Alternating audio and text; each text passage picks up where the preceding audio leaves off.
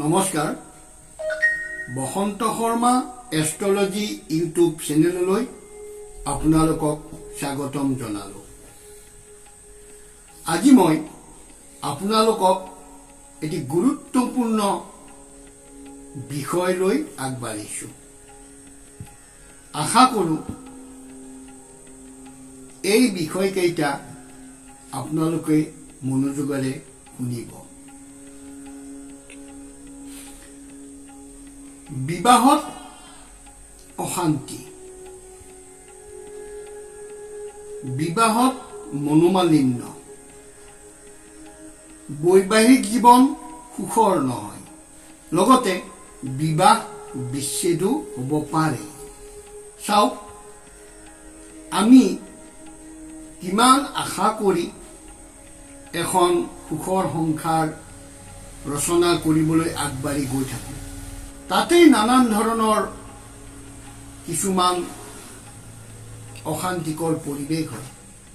আমাৰ সমাজত সচৰাচৰ ঘটি থকা কিছুমান কাহিনী আমি নিজেই দেখা পাই আছো। চাওকচোন, সৰু সুৰা কথা কিছুমানক লৈ এখন হ'বলগীয়া সংসাৰ নষ্ট হৈ যায়। কিছুমান বস্তু জোৰোণক লৈও অশান্তিকৰ পৰিৱেশৰ সৃষ্টি হয়। কিছুমানৰ বৰযাত্ৰী বা কইনা যাত্ৰীৰ মাজত বিবাদৰ সৃষ্টি হয়। এইবিলাক কিয় হয়? গতিকে এইবিলাক গ্ৰহগতিৰ ফলতেই হয় বুলি জানিব। মই কেইখনমান পুথি সংগ্ৰহ কৰি তাৰ পৰা বাছনি কৰি উলিয়াইছো আৰু এই কথাখিনি আপোনালোকক অৱগত কৰিম বুলি ভাবিছো। শুনকচোন, যদি লগ্ন আৰু লগ্নপতি পাপ পীড়িত হলে শুভ গ্ৰহৰ প্ৰভাৱৰ পৰা বঞ্চিত হলে আৰু চন্দ্ৰ মঙ্গল শুক্ৰ একে ৰাশিত অৱস্থান কৰিলেও বিবাহত এনেধৰণৰ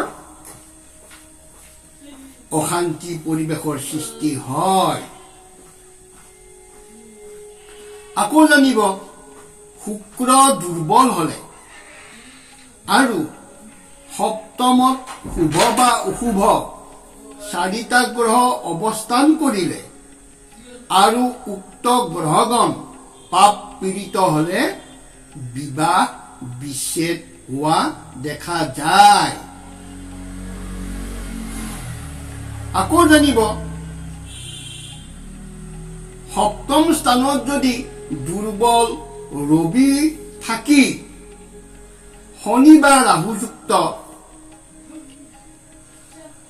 দৃষ্ট হলে নতুবা ভৌম দোষ থাকিলে তেন্তে বিবাহ বিচ্ছেদ ঘটে।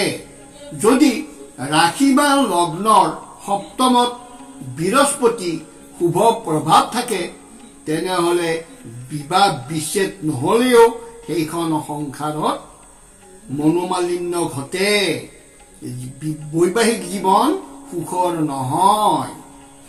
আকৌ জানিব, সপ্তমপতি আৰু চতুৰ্থপতি দুৰ্বল হৈ সপ্তম আৰু চতুৰ্থ স্থান পাপযুক্ত হলে আৰু মঙ্গল লগ্ন চতুৰ্থ সপ্তম অষ্টম দ্বাদশত থাকিলে বিবাহ বিচ্ছেদ হ'ব পাৰে। আকৌ জানক, চতুৰ্থ আৰু সপ্তম স্থান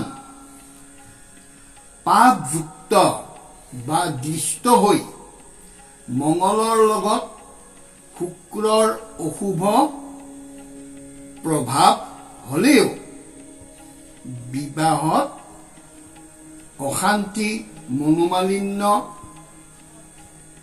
বৈবাহিক জীৱন সুখৰ নহয় আদি হ'ব পাৰে। যদি লগ্নপতি, সপ্তমপতি আৰু শুক্ৰ দুৰ্বল হৈ মঙ্গল ৰাহুৰ সম্পৰ্ক ঘটিলেও বিবাহ বিচ্ছেদ হ'ব পাৰে, নতুবা বৈবাহিক জীৱন সুখৰ নহ'বও পাৰে আৰু বিবাহত অপ্ৰীতিকৰ ঘটনা ঘটিবও পাৰে। আশা ৰাখিছোঁ আপোনালোকে আজিৰ এই ভিডিঅ'টো চাই নিশ্চয় ভাল পালে। যদি ভিডিঅ'টো চাই ভাল লাগিলে তেনেহ'লে লাইক কৰিব, কমেণ্ট কৰিব, শ্বেয়াৰ কৰিব। আকৌ নতুন ভিডিঅ' এটিৰ লগ পোৱাৰ আশাৰে সকলোৰে মংগল কামনা কৰিছোঁ। আজিলৈ সামৰিছোঁ। নমস্কাৰ।